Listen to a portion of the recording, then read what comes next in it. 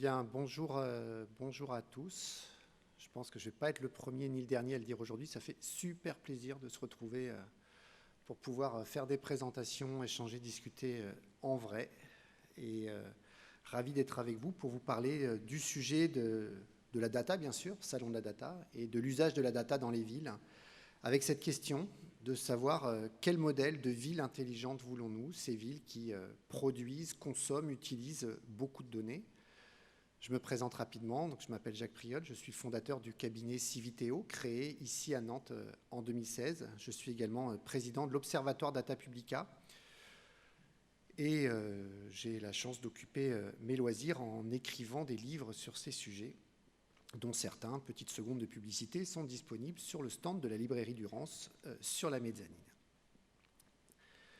Je vais vous parler des villes intelligentes à travers un certain nombre de choses, de focus, en prenant le temps tout d'abord de voir de quoi on parle aujourd'hui en France en 2021.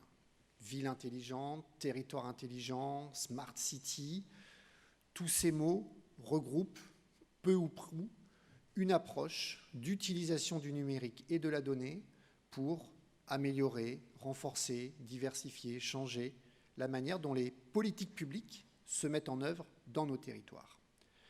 Ces projets, que l'on va appeler par raccourci, par commodité de langage, des projets SMART, ont connu une évolution d'abord en nombre tout à fait significative ces dernières années en France. Ça fait des années qu'on en parle, que certains en parlaient d'ailleurs avant même que cela ne soit mis en place dans des territoires, mais en 2017, on avait moins de 20 projets en France, uniquement dans des grandes métropoles, une quarantaine en 2018, et en 2020, c'est une étude que nous avons réalisée avec l'Observatoire Data Publica en décortiquant notamment tous les appels d'offres, les marchés publics, pour repérer ici ou là soit des projets qui s'affichaient comme tels des projets de Smart City, soit des projets dans lesquels, à l'occasion du renouvellement d'un contrat sur l'éclairage urbain, on commence à mettre en place des systèmes de lampadaires connectés, décortiquer des projets autour de la gestion des déchets, autour de la gestion de l'eau, pour identifier les projets dans lesquels des territoires de taille, cette fois-ci grande, bien évidemment, mais aussi moyenne et parfois petite, parfois seuls, parfois de façon mutualisée, ont engagé des démarches dans lesquelles l'innovation numérique et le pilotage par la donnée prenaient une place importante dans la conduite des politiques publiques.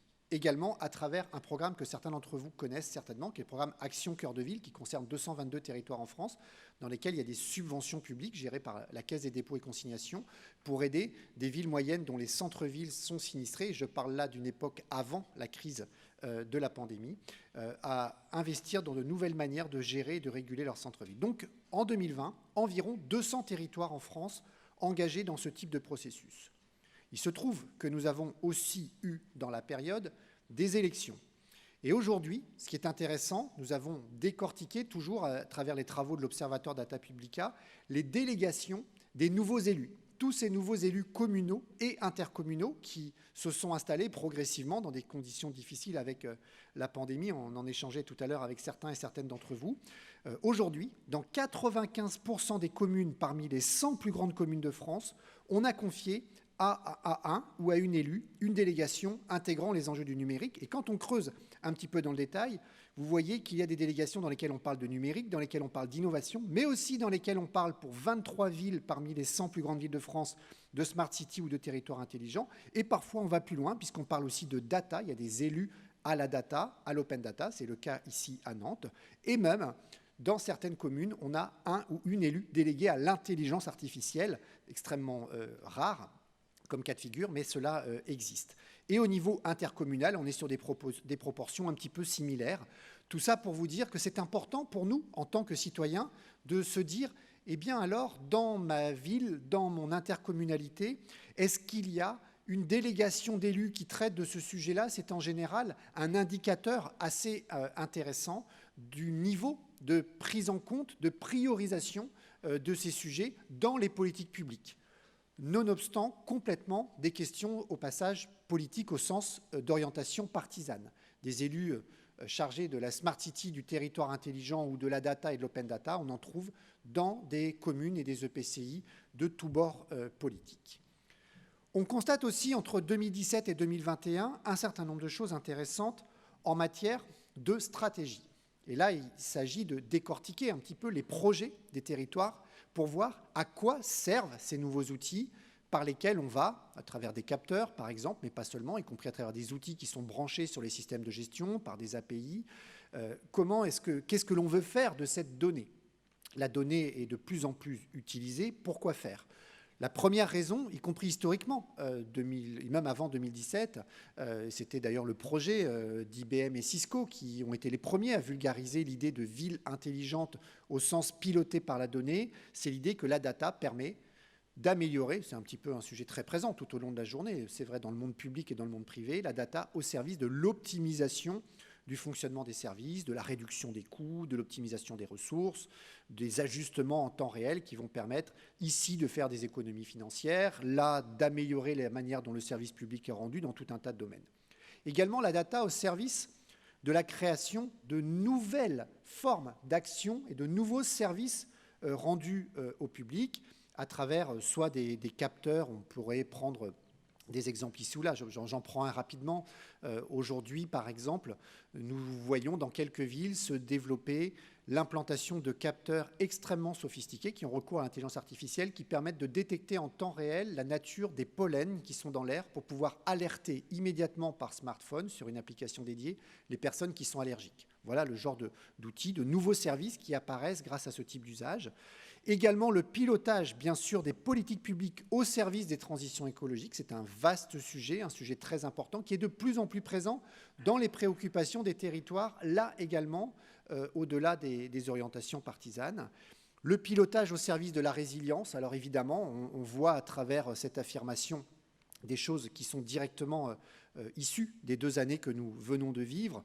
C'est l'idée que par de la donnée, on peut avoir une meilleure connaissance des besoins, des habitudes, des difficultés des habitants, par exemple, pour pouvoir adapter des politiques publiques. Bref, des stratégies qui évoluent, des mots qui évoluent, des orientations politiques qui évoluent, et en même temps, des métiers directement concernés par les approches de territoires intelligents qui restent concentrés sur un certain nombre de grandes priorités. Ces grandes priorités, les 4 premières, elles sont assez logiques. Ce sont des priorités liées à des métiers de flux.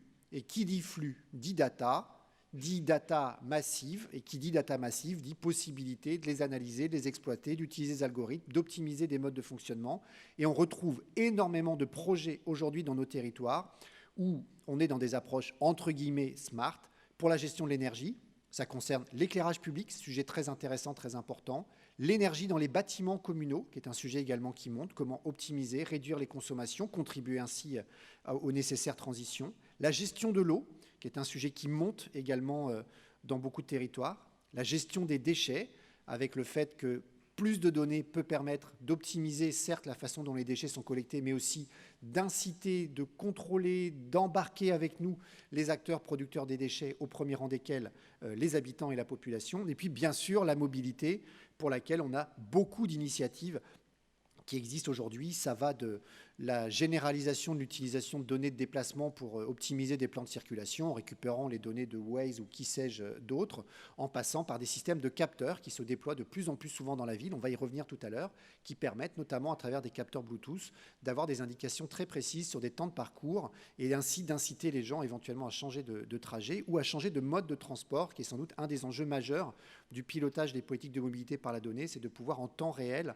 préconiser à nos concitoyens des modes de déplacement qui vont être moins impactants en termes d'émissions, en termes de pollution, et puis en même temps plus rapides et plus efficaces pour eux, parce que c'est un petit peu la quadrature du cercle, et de pouvoir dire aux uns et aux autres, ce matin, prenez les transports en commun, il y aura beaucoup d'embouteillages, et quelque chose que la donnée aujourd'hui permet. Et puis au-delà de ces 4 grandes priorités, alors il y en a d'autres, il y a d'autres sujets qui sont traités dans différents territoires, mais ceux-là sont aujourd'hui très majoritairement présents. Au-delà de ces 4 grandes priorités, il y en a un autre qui est aussi très présent, je vais y revenir dans la fin de mon intervention, qui est un sujet délicat, qui est celui de l'utilisation de la donnée, et notamment de la vidéo, mais ça fait partie des données, sur les questions de sécurité. L'utilisation massive des données au sein des territoires intelligents pose un certain nombre de questions. Très rapidement, je ne vais pas les détailler, on pourrait presque consacrer une conférence à chacun des sujets. Il y a 7 ou 8 grands types d'enjeux, de préoccupations, qui sont, ou plus exactement, qui devraient systématiquement être pris en compte par les décideurs locaux lorsqu'ils déploient ce type d'outils. Des enjeux juridiques, ça peut paraître évident. On pense tout de suite, bien sûr, au RGPD, la protection des données personnelles des habitants, des usagers du service public. Une collectivité territoriale, ça n'est pas Facebook, ça n'est pas Google. Il y a des règles à respecter. Les autres aussi devraient les respecter, mais on sait que ce n'est pas toujours le cas. Dans les aspects juridiques, il y a aussi des enjeux juridiques liés à la nature des données. On en parlera peut-être tout à l'heure. Il y a une table ronde en fin d'après-midi, je me permets d'en faire la publicité, où on parlera de commun numérique, de données en commun dans le service public. C'est des enjeux qui sont importants de savoir quel est le statut des données produites par l'exploitation du service public. Ce ne sont pas des données comme les autres, ce ne sont pas des données commerciales, ce sont des données qui ont un statut public, et ce statut public, d'un point de vue juridique, il n'est pas toujours simple à garantir. Il y a des enjeux éthiques. Ça n'est pas parce que des règles juridiques sont en place que l'on doit strictement s'en contenter. Il peut y avoir des usages, des volontés éthiques en termes d'accompagnement des habitants, en termes de sobriété dans la collecte des données, par exemple, qui peuvent venir en plus. Nous sommes ici sur un territoire à Nantes qui a été le premier territoire de France à adopter une charte territoriale éthique de la donnée. Il y a des enjeux techniques qui sont importants. On en parle beaucoup dans tous ces ateliers du Salon de la Data et sur les stands de nos exposants. La manière dont on collecte, dont on héberge, dont on traite, avec des algorithmes de plus en plus performants, mais parfois aussi de plus en plus complexes à comprendre et à expliquer, de la donnée au service de l'intérêt général est un sujet technique important qui pose des questions aux équipes informatiques de nos municipalités, des enjeux aussi liés à la cybersécurité, bien évidemment, que je mets dans cette catégorie-là. Des enjeux de management, de pilotage des équipes, de la façon dont les agents du service public vivent cette transition numérique qui s'impose à eux à travers ces nouveaux outils, de la même manière que dans beaucoup d'entreprises, on a vécu et on vit des transitions importantes qui nécessitent un accompagnement au changement. Eh bien, aujourd'hui, beaucoup de grandes collectivités territoriales sont confrontées en France à des enjeux managériaux liés à l'arrivée de ces nouveaux outils numériques et à l'utilisation de plus en plus massive de la donnée. Des enjeux environnementaux, évidemment. Big data, données massives, data center, consommation d'énergie. C'est un sujet tout à fait important parce que si on veut être exemplaire sur des politiques de transition environnementale, il faut qu'il y ait en face un numérique responsable au service de ces transitions. Mais je mettrai derrière les mots quand même 2 ou 3 éléments pour l'illustrer et peut-être un petit bémol en vous disant que sur un territoire d'une grande ville en France, quelle qu'elle soit, le service public local, quand bien même il est très smart, quand bien même il y a beaucoup de capteurs, quand bien même il produit et gère beaucoup de données, il reste un tout petit producteur de données par rapport à ce qui se passe sur son territoire, y compris par rapport à d'autres acteurs publics. Les 2 plus gros producteurs de données et consommateurs de puissance de calcul sur un territoire en tant qu'acteur public, ce sont les universités, parce qu'il y a des labos qui, pour des travaux de recherche, mobilisent des données absolument colossales et mobilisent des puissances de calcul colossales, et les hôpitaux. Ensuite, loin derrière, y compris dans des endroits où on pilote le transport collectif en temps réel de façon extrêmement sophistiquée, on reste sur des volumes très faibles. Et d'ailleurs, une grande métropole française, le Grand Lyon, pour ne pas le citer, a fait un bilan carbone de l'ensemble de ses usages numériques et on voit que la data pèse pour moins de 1% de l'impact carbone de l'ensemble du numérique du Grand Lyon. Et certains d'entre vous savent que le Grand Lyon est très en pointe sur les sujets de Smart City. Donc, préoccupation environnementale, oui, bien sûr, mais à nuancer un petit peu par les faits aujourd'hui. Des enjeux démocratiques sur la façon dont les citoyens comprennent et perçoivent la façon dont les données sont collectées, dont les données sont utilisées, et ce que cela a comme impact, le cas échéant, sur le service public qui leur est rendu. Je vais vous donner 2 ou 3 exemples dans la foulée. Et derrière cela, des enjeux que je qualifie de politique, là également politique de façon transpartisane, qui est de savoir comment nos élus, à qui nous avons confié par nos votes la responsabilité de piloter et de faire vivre des politiques publiques dans tout un tas de domaines, et le champ des compétences de nos villes et de nos métropoles, de nos agglomérations est extrêmement large. Comment est-ce que nos élus, par les votes du conseil municipal tout simplement, et puis tous les 6 ans, les citoyens à travers cela, par le vote de la désignation de leurs représentants, eh bien comment est-ce qu'ils gardent et comment est-ce que nous gardons la maîtrise de la façon dont les choses sont pilotées si elles sont de plus en plus automatisées par la data. Et tout ça m'amène à partager avec vous une réflexion autour de différents modèles possibles sur ce portrait dressé de façon un peu caricaturale et à marche forcée, qu'est-ce qu'on peut faire de ces données et vers quoi est-ce que ça peut nous amener en termes de modèle de vivre ensemble, modèle de ville, modèle de territoire? Eh bien, il y a un certain nombre de sujets qui se posent. Évidemment, et on a tous vu beaucoup de reportages, d'alertes, d'articles sur le sujet, cette perspective de piloter de plus en plus de politiques publiques par de la data peut conduire à un modèle qui est celui de la ville de la surveillance généralisée. Alors on a tous en tête des choses que l'on a pu voir en Chine, mais le sujet de savoir où vont les données, comment est-ce qu'elles sont conservées, quelles sont les données qui sont croisées entre mes données lorsque j'ai besoin d'avoir recours au service d'un centre communal d'action sociale, est-ce qu'elles vont être croisées avec des données qui ont à voir avec mes déplacements, ma mobilité? Est-ce qu'elles vont être croisées avec des données qui ont à voir avec une association dont je suis le représentant et qui bénéficie de subventions, etc., etc. C'est un sujet qui mérite d'être posé. Alors en Chine, comment est-ce que ça marche? C'est assez simple. Les modes de gestion des villes chinoises, et c'est actuellement déployé selon les études entre 300 et 400 grandes villes chinoises, les modes de gestion de chacun des sujets que je viens d'évoquer sont adossés à des outils informatiques dont les données sont systématiquement extraites et centralisées dans un système de supervision globale, non seulement de la ville et des politiques publiques, mais également de ses acteurs et donc des citoyens. Vous avez tous lu des articles sur le sujet. Vous avez vu également que derrière, ça n'est pas sans incidence, puisque tout ça est connecté à un système de baromètre, d'indicateurs qui fait que les uns et les autres sont notés en fonction de leur comportement, le tout ayant des incidences tout à fait gravissimes sur leur liberté d'abord, bien évidemment, mais également leur capacité d'accès au crédit pour les uns, à l'emploi pour les autres, etc.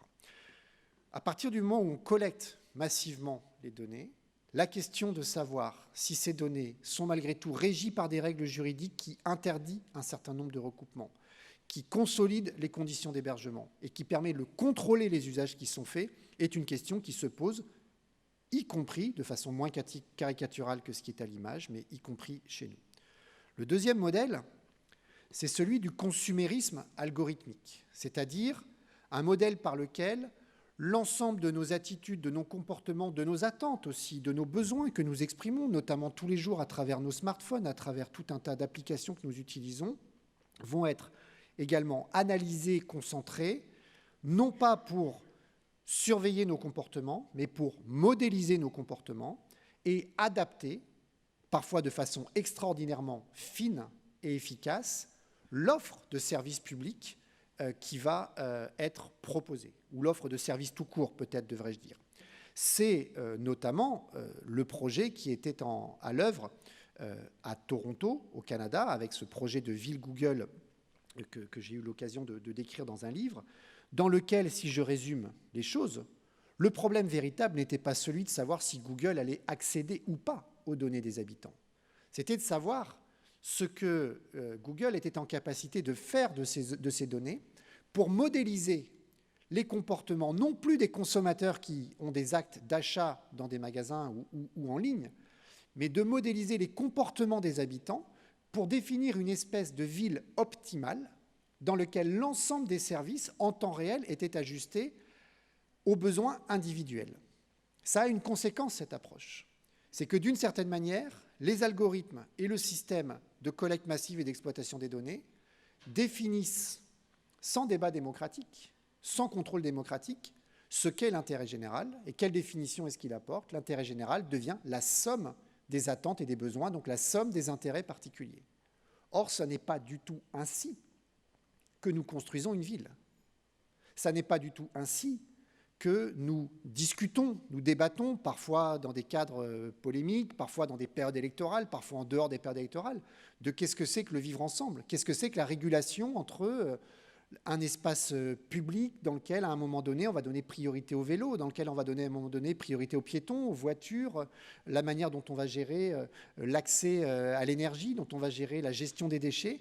Dans le projet de ville Google à Toronto, ce sont les algorithmes qui, d'une certaine manière, auraient dû dessiner, vous le savez que ce projet a été abandonné l'année dernière, mais auraient dû dessiner une ville optimale, et dans laquelle, de fait, c'est la data et la manière dont on l'analyse qui définit complètement le projet urbain. C'est sur ce point-là, essentiellement, que le projet a capoté, si je peux me permettre l'expression. Alors, ni une ville intelligente qui nous surveille, ni une ville intelligente qui nous fait les poches. Qu'est-ce que l'on peut aussi éviter ? Un modèle peut-être tout technologique, où on ne parle que de technologie, ça c'est un écueil qu'on rencontre de temps en temps, ou parfois tout baratin aussi, parce qu'on peut raconter beaucoup de choses sur la boîte noire algorithmique et sur l'utilisation des données. Quel autre modèle est-ce qu'on peut proposer ? Quelques pistes rapidement. La première piste, c'est l'idée qu'un territoire intelligent, c'est d'abord un territoire politique. La manière dont nos villes se vivent, dont elles se transforment, dont des décisions sont prises, y compris lorsque ça ne plaît pas aux uns, aux autres, lorsqu'il y a polémique sur l'aménagement, les transports en commun, des bâtiments, des aménagements de voirie, des sens de circulation, des interdictions de centre-ville à ceci ou à cela, des aménagements avec aujourd'hui des terrasses qui font que le soir, on ne peut plus accéder à telle ou telle rue. Tout cela, c'est du débat. Ce sont des décisions locales, ce sont des décisions politiques au bon sens du terme. Et dans les villes intelligentes, parfois, on peut avoir tendance à oublier cela, alors que l'utilisation des technologies doit être mise au service des priorités locales. Et c'est un débat que l'on doit avoir. À quel moment, pourquoi faire, ces technologies sont utiles et pas l'inverse.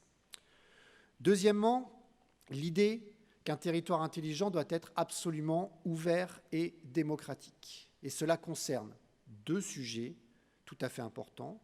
Le premier, c'est les données. Et moi, je résume les choses de la façon suivante. Aujourd'hui, toutes les collectivités locales ont des obligations d'open data, de données ouvertes, de publication de leurs données.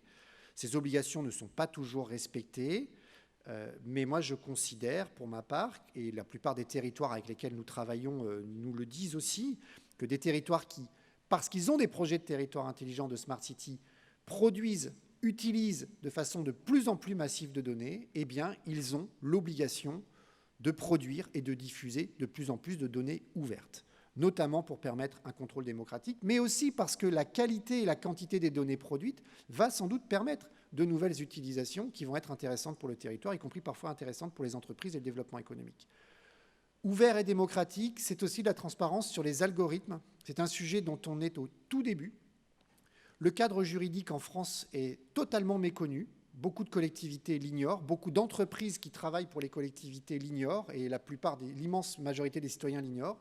Mais depuis le 1er juillet 2020, les collectivités territoriales, comme toutes les administrations publiques d'ailleurs, qui utilisent des algorithmes pour prendre des décisions individuelles, et ça existe. On peut utiliser des algorithmes pour classer des dossiers, pour savoir qui va avoir le droit à une place en crèche, pour savoir qui va être éligible à un logement social, ce genre de choses se pratique aujourd'hui couramment.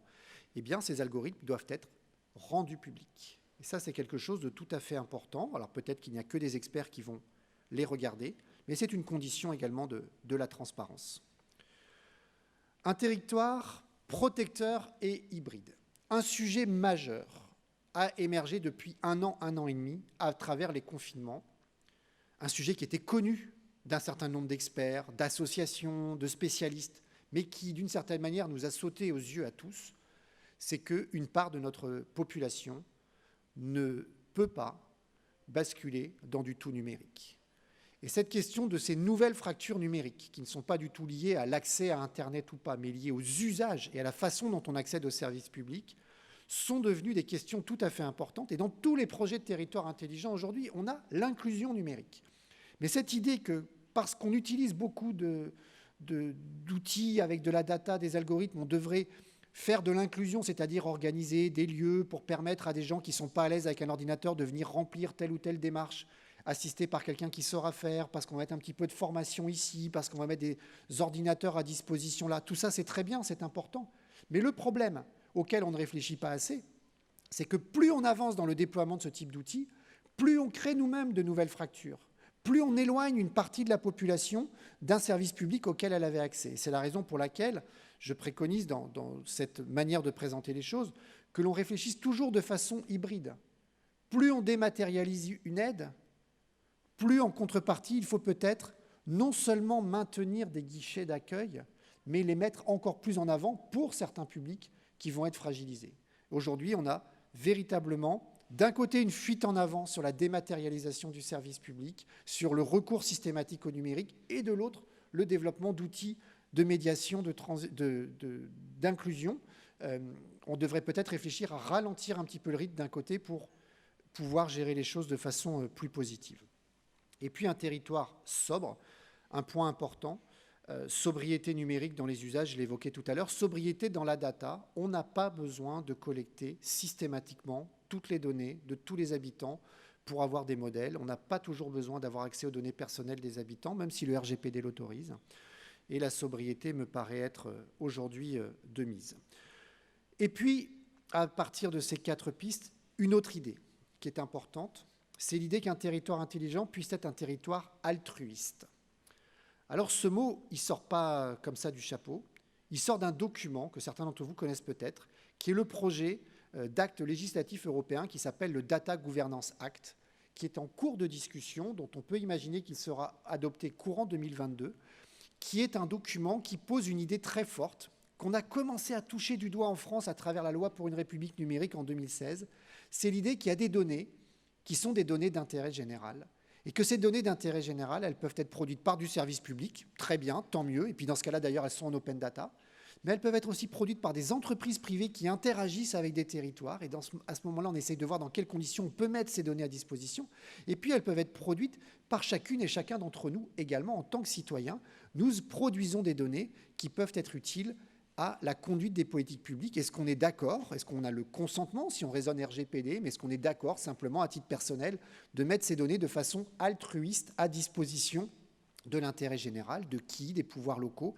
Et je vais l'illustrer à travers un exemple qui me tient à cœur, qui est celui de la façon dont on connaît ou pas les usages et les déplacements en vélo. Aujourd'hui, dans nos villes, on assiste à une explosion du recours au vélo depuis le premier confinement. Il y a eu de l'urbanisme tactique, ces voies cyclables qui ont été improvisées, dont certaines sont maintenues, d'autres sont démontées. Il y a des endroits où il y aurait peut-être besoin de pistes cyclables. Comment on fait pour savoir quels sont les usages des uns et des autres et avoir l'ensemble des données des déplacements en vélo? Il y a des compteurs, il y a plein de choses un peu sophistiquées qui peuvent se faire, des applications qui utilisent la localisation GPS. On a des puces GPS sur certains vélos. Qu'est-ce qu'on fait de ces données? Eh bien, je reviens sur mes 3 modèles. Dans le premier modèle, on n'a pas besoin de gérer le consentement, on n'a pas besoin d'avoir des dispositifs de gestion collective, de mise en commun de ces données, par exemple, de déplacement en vélo, puisqu'on contrôle tout. Et on surveille tout, et on mesure tout, et on compte tout. Mais il y a un autre modèle. Dans mon second modèle, je vous ai mis là un article. Los Angeles a interdit, pendant plusieurs mois, la circulation des scooters et des vélos Uber. Donc c'est Jump, Uber, les vélos. Pourquoi? Parce que Uber possédait des informations, des données extrêmement précises, extrêmement intéressantes sur la circulation, l'utilisation des vélos, les usages, les horaires, etc. Et que Los Angeles a exigé que Uber transmette au service public l'ensemble de ces données que Uber utilise bien sûr pour optimiser son service commercial, mais que la ville de Los Angeles souhaitait utiliser pour optimiser ses infrastructures et avoir une politique publique en faveur du vélo. Et Uber refusant de transmettre ces données d'intérêt général, vous serez sans doute d'accord avec moi qu'elles sont d'intérêt général, anonymisées, je le précise, à la ville de Los Angeles, eh bien Los Angeles leur a suspendu leur licence et leur a interdit de circuler dans la ville.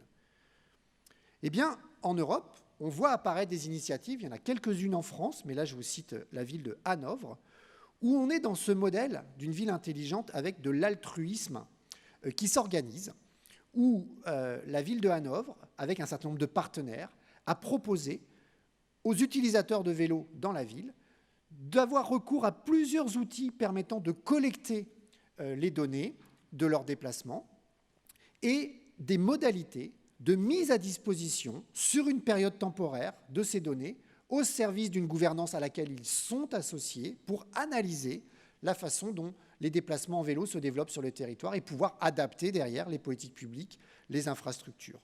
On est dans cette démarche qui me paraît tout à fait intéressante pour illustrer ce que peuvent être des territoires intelligents qui ne soit ni dans une logique de surveillance, ni dans une logique consumériste à outrance, sous RGPD, et ça change beaucoup de choses, et je vais en parler à travers un dernier point que je souhaite évoquer avec vous maintenant.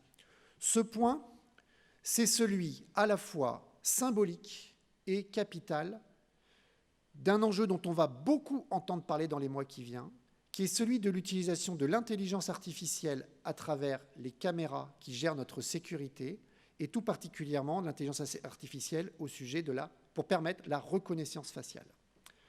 C'est un enjeu majeur parce que aujourd'hui, dans un certain nombre de territoires, on déploie ce type d'outil, pas en France, je vais y revenir.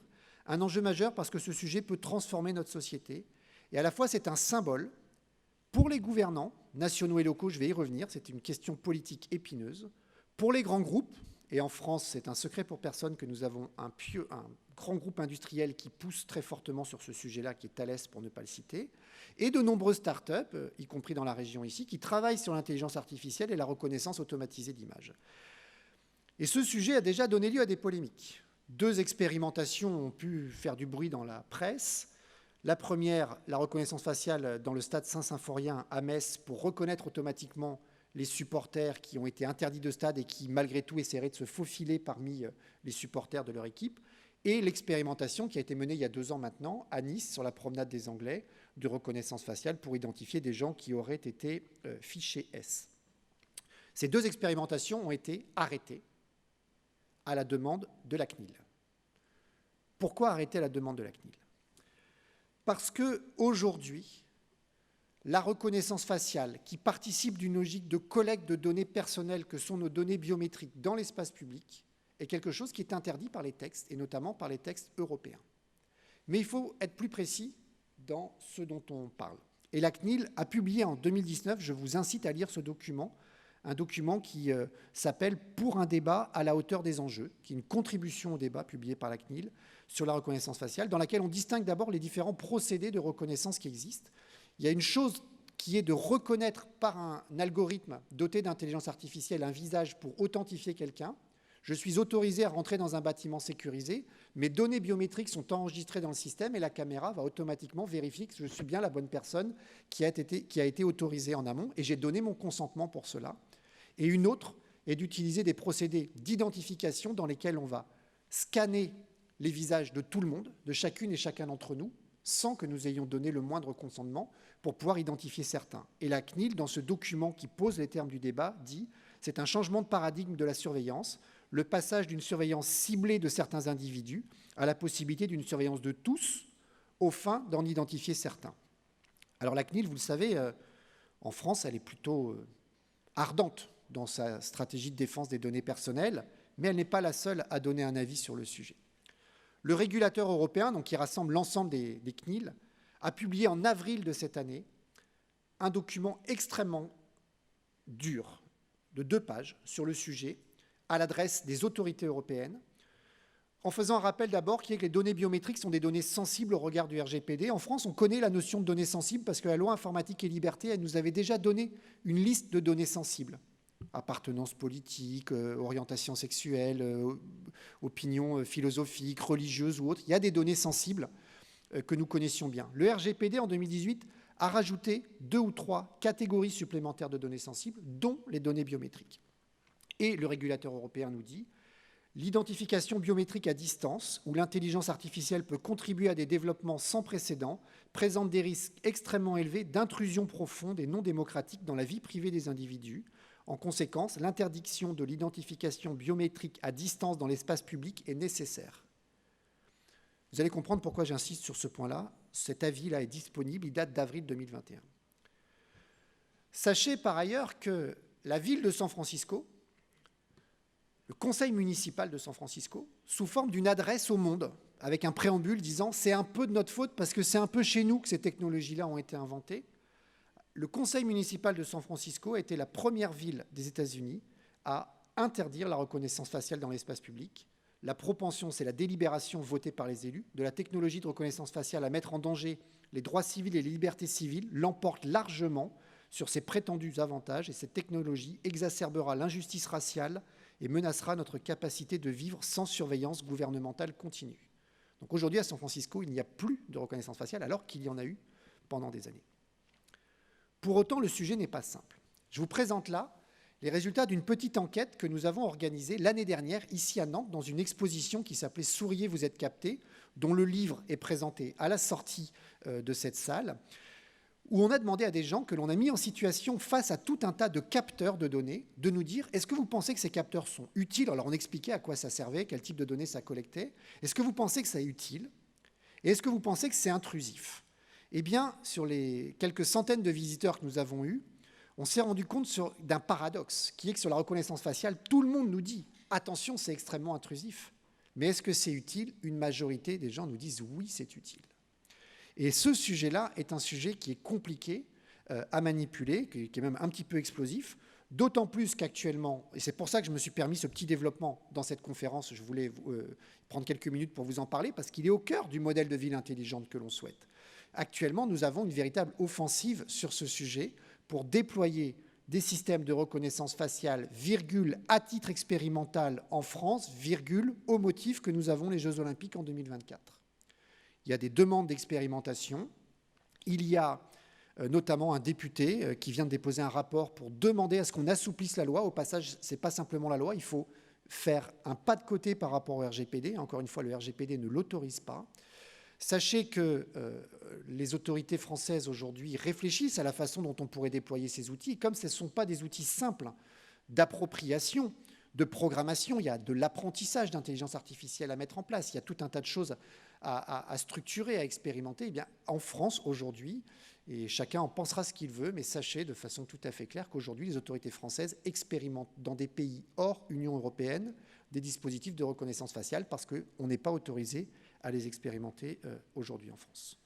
Ça m'amène à poser une question qui est de savoir s'il n'y aura pas, dans les mois qui viennent, comme il y a eu des territoires sans OGM, comme il y a eu des territoires sans pesticides, vous vous rappelez des polémiques que ça a pu susciter, savoir s'il n'y aura pas des territoires sans reconnaissance faciale dans l'espace public qui pourraient apparaître dans les prochains mois. En guise de conclusion, je ne veux pas m'arrêter sur cette tonalité un petit peu particulière, mais à partir du moment où je dis qu'a priori on ne souhaite pas ce modèle de surveillance, eh bien voilà un symbole et un enjeu majeur qui pourrait nous y faire malgré tout un petit peu basculer. Donc si on souhaite un modèle équilibré, il est probable que ces questions vont mériter débat. J'espère pour ma part qu'elles seront au cœur des débats des mois qui viennent et que ça ne se fera pas en catimini, qu'il y aura un vrai débat démocratique sur le sujet. Mais quand on aborde ces sujets-là, on peut être tenté par une autre approche, qui est de dire ni le modèle chinois, excusez-moi de la caricature, ni le modèle américain, mais peut-être pas non plus un modèle médian. Après tout, il faut peut-être renoncer à ces technologies dans la gestion de nos villes et commence à naître un petit peu l'idée que ce serait la fin de la Smart City. Pour ma part, je n'y crois pas du tout, parce que qu'on l'appelle cela Smart City, territoire intelligent ou autre chose, il vaut mieux éviter de croire que tout ça pourrait s'arrêter ou éviter de le faire croire, parce que ce à quoi nous assistons, c'est un processus de transition numérique, qui impacte les services publics locaux, qui impacte la manière de fabriquer des politiques publiques, et on a intérêt à en être particulièrement conscient. Pourquoi? Eh bien d'abord pour orienter ces transitions à bon escient, notamment pour réussir les transitions environnementales, c'est un sujet qui sera peut-être évoqué tout à l'heure dans une table ronde, mais également pour maîtriser et garantir une forme de souveraineté publique sur tous ces sujets, préserver l'intérêt général, au risque sinon eh bien, que sur chacun de ces sujets, ce soit des intérêts privés, non pas qu'ils soient critiquables en soi. Il y a de très nombreuses entreprises, petites, grandes, très grandes, qui accompagnent les territoires dans la mise en œuvre de toutes ces politiques publiques, mais il ne faudrait pas que par l'irruption de ces nouveaux outils numériques et la prolifération des données, eh bien, on assiste à une forme non dite de privatisation de l'espace public et de privatisation de l'intérêt général. Voilà les différents points que je souhaitais aborder avec vous. En vous remerciant, il nous reste quelques instants pour des questions.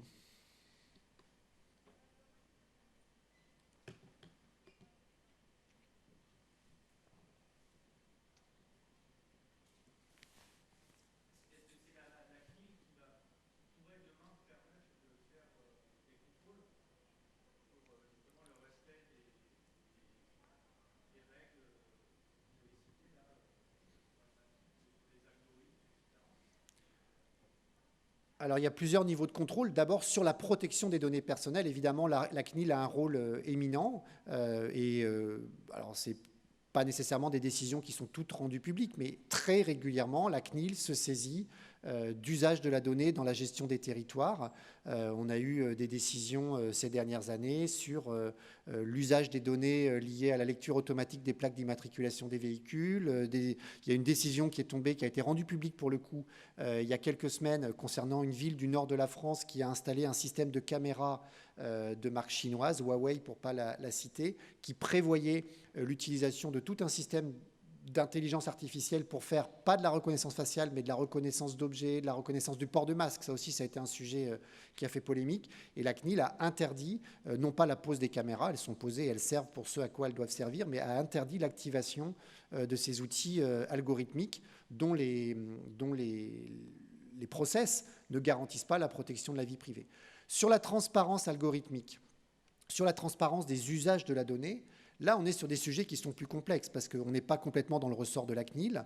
On est sur des processus de construction de ce que nous appelons des cadres de confiance et des cadres de gouvernance dans lesquels les citoyens peuvent avoir leur mot à dire, des associations qui représentent les citoyens peuvent avoir leur mot à dire. On en parlera peut-être tout à l'heure également dans la table ronde. Ce matin, nous avions la présentation du service public local de la donnée de Brest, dans lequel, et c'est une première en France, il y a une conférence de consensus qui est organisée avec des citoyens sur la manière dont les données peuvent être utilisées et ce à quoi elles peuvent servir. Ce sont des dispositifs dont les territoires sont en train de faire l'apprentissage. Il peut y avoir la CNIL qui a son mot à dire. Il y a l'ANSSI qui a un rôle également important en matière de cybersécurité dans les collectivités. C'est aussi un sujet qui nous préoccupe avec la multiplication des dispositifs qui peuvent, si on n'y prend pas garde, devenir d'autant plus des zones de fragilité en termes de cybersécurité et donc de protection aussi de nos données en tant que citoyens, en tant qu'habitants, en tant qu'usagers du service public.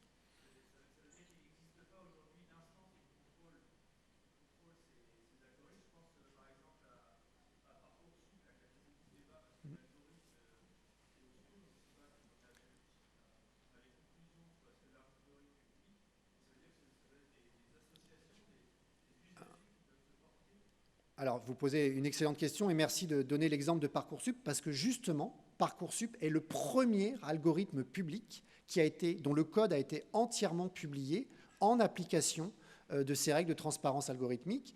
Et ce code a ensuite été décortiqué par des experts indépendants, des associations, pour arriver à une conclusion dont on n'a pas beaucoup parlé parce qu'on parle surtout de ce qui fait polémique, qui est que Parcoursup, non seulement dans son code en tant qu'algorithme, ne crée pas de biais, et ça existe, des algorithmes qui créent des biais, on a plein d'exemples aux États-Unis, puis également en Europe, mais Parcoursup ne crée pas de biais, et Parcoursup, entre guillemets, répartit les élèves qui sortent du bac dans l'enseignement supérieur en fonction des règles qu'on lui a demandé d'appliquer. Parfois, il le fait même mieux que les systèmes, entre guillemets, humains antérieurs. Je vais prendre un exemple très concret. Parcoursup respecte les quotas d'élèves boursiers qui sont prévus dans chaque catégorie d'enseignement supérieur. Ça n'était pas le cas précédemment. Et là, c'est automatique. Par contre, Parcoursup ne règle pas les problèmes de l'accès à l'enseignement supérieur en France, mais l'algorithme n'est pas fait pour ça. Et les polémiques vont donc certainement continuer. Mais l'algorithme en lui-même est aujourd'hui transparent et totalement publié en l'application de cette réglementation. Et après, on a aussi des organismes qui expertisent ce genre de choses, mais qui vont être...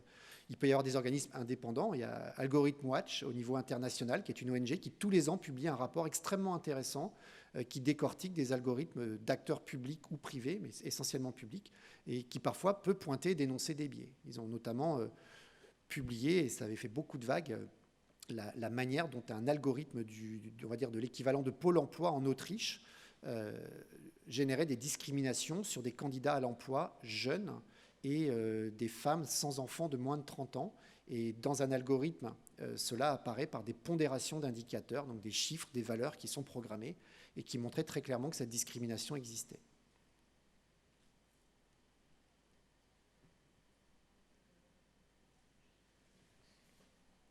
Alors, devant...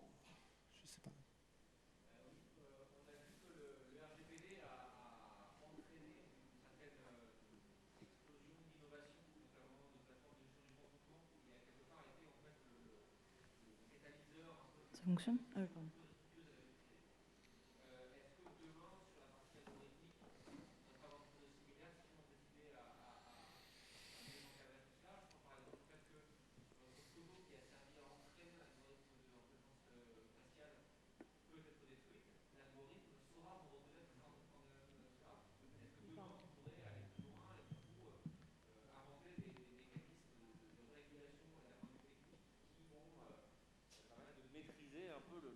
caractère enfin, de violation de la vie privée que pourraient avoir ces algorithmes. Est-ce que vous voyez des évolutions qui vont dans cette direction? Alors aujourd'hui, la CNIL, pour parler régulation RGPD, le laboratoire d'innovation de la CNIL travaille sur ces sujets-là. Il y a une grosse séquence de travail dans lesquelles d'ailleurs des acteurs nantais ont contribué sur les algorithmes, leurs usages et la façon de pouvoir les réguler, notamment au service de l'action publique. La difficulté du point que vous soulevez, c'est que à un moment donné, effectivement, on n'a plus besoin des données, mais entre guillemets, si je reste sur une tonalité un peu critique, on pourrait penser un peu le mal est fait, ou alors l'apprentissage est fait. Voilà, je ne veux pas être négatif, donc l'apprentissage est fait, on n'en a plus besoin. D'ailleurs, on le voit très bien chez les géants du numérique. Google, pendant des années, a utilisé non pas le contenu de nos emails sur Gmail, ils n'en avaient rien à faire, et tant mieux, mais des mots-clés, tout un tas d'éléments qui étaient décortiquer dans les mails que nous utilisions sur Gmail pour des logiques d'apprentissage sur de la modélisation. À un moment donné, Google a dit c'est bon, nos algorithmes tournent parfaitement, la modélisation prédictive tourne, on arrête de collecter les données. Ah bon, on ne savait pas que vous les collectiez. Bon, très bien, mais on va avoir aussi des enjeux. Peut-être là, ça peut être intéressant au niveau des territoires, puisque je reste sur le sujet des villes intelligentes, qui vont consister à mettre à disposition des territoires des données qui, pour les unes, auront été avatarisées, qui, pour les autres, constitueront des jeux de données, certes, dans le cadre peut-être d'une démarche d'altruisme de données, de type apport de données volontaires, seront des données réelles, mais qui vont permettre de construire et de mettre en place les outils dont on a besoin pour optimiser un certain nombre de choses, sans qu'au final, on ait besoin de collecter massivement toutes les données de tous les habitants de chacune des villes. Donc il va y avoir aussi peut-être des bacs à sable un peu spécifiques qui pourraient voir le jour. En tout cas, c'est des réflexions qui sont engagées. Il y a quelques acteurs nationaux qui réfléchissent à la manière de mettre à disposition ce type d'outils, le cas échéant, sous contrôle de la CNIL, parce que ça serait aussi ça l'intérêt et la garantie qu'on fasse les choses dans les règles.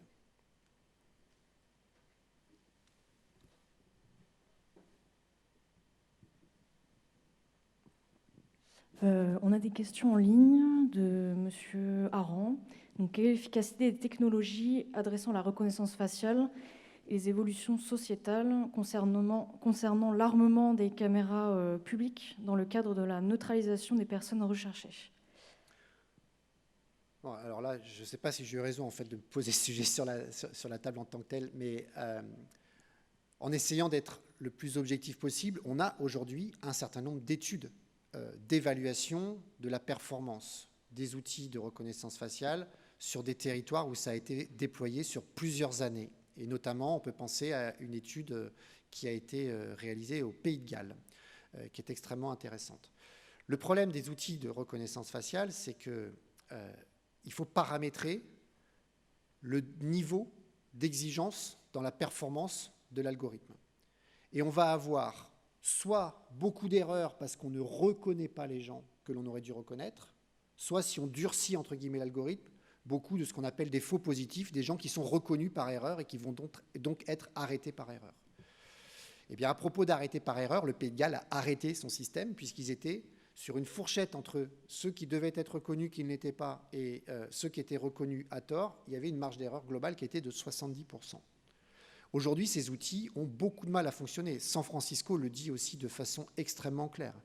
Alors peut-être qu'en Chine, où on a les données biométriques de tous les habitants et où les systèmes tournent depuis longtemps, on arrive à des niveaux de précision qui sont plus importants. Ce qui est sûr, et là pour le coup j'assume d'être polémique, c'est que dans l'expérimentation qui a été conduite, malgré l'avis négatif de la CNIL à Nice pendant quelques jours, le rapport d'activité, le bilan d'expérimentation qui a été présenté conclut à un taux de reconnaissance exact à 100%, ce qui est pure fake news et absolument impossible. Et il n'y a pas aujourd'hui d'algorithme qui permette d'obtenir ce genre de choses.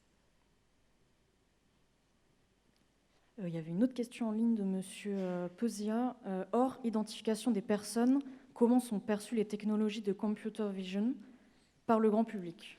Alors c'est une très bonne question parce que justement, parce que tout ça pose question, on voit aujourd'hui se déployer des offres très intéressantes d'intelligence artificielle liées aux caméras, à la surveillance dans les territoires, qui intègrent le fait de rendre impossible la reconnaissance faciale. Il Et on a aujourd'hui des villes qui expérimentent des systèmes où les visages sont automatiquement et de façon irréversible floutés, et où au contraire on va se servir justement de la computer vision pour faire du comptage, pour permettre à des cyclistes de passer de façon automatique, pour réguler des feux, pour détecter des déchets qu'il va falloir collecter, tout un tas de choses aujourd'hui que l'intelligence artificielle permet et dans lesquelles on va justement s'affranchir de ce risque de bascule dans un système de surveillance pour pouvoir déployer des solutions qui vont être efficaces dans différents métiers. La perception par les habitants de cela est un sujet que l'on maîtrise assez peu, à vrai dire, aujourd'hui. On a des études, l'Observatoire Data Publica a contribué à certaines de ces études. On a des territoires qui ont mené des enquêtes, je pense à l'Occitanie, je pense à Brest, on en a parlé ce matin. Nantes a fait un panel avec des citoyens sur ce type de sujet. On reste dans une appréciation très paradoxale par les habitants entre eux. Oui, c'est bien, ça va être efficace, mais quand même, attention, mes données personnelles. On a tous, au fond, nous-mêmes, un petit peu cette ambiguïté dans les actes de la vie courante, et c'est la même chose dans les actes, je dirais, de la vie citoyenne. Donc c'est un sujet qui n'est pas bien maîtrisé. C'est la raison pour laquelle, sur le sujet spécifique de la reconnaissance faciale, la CNIL demande qu'il y ait un débat public qui soit organisé. Il y a une vraie question de compréhension. Avant de parler de l'acceptabilité, il y a une question de compréhension. On ne peut pas avoir une position sur l'acceptabilité sans avoir compris les tenants, les aboutissants.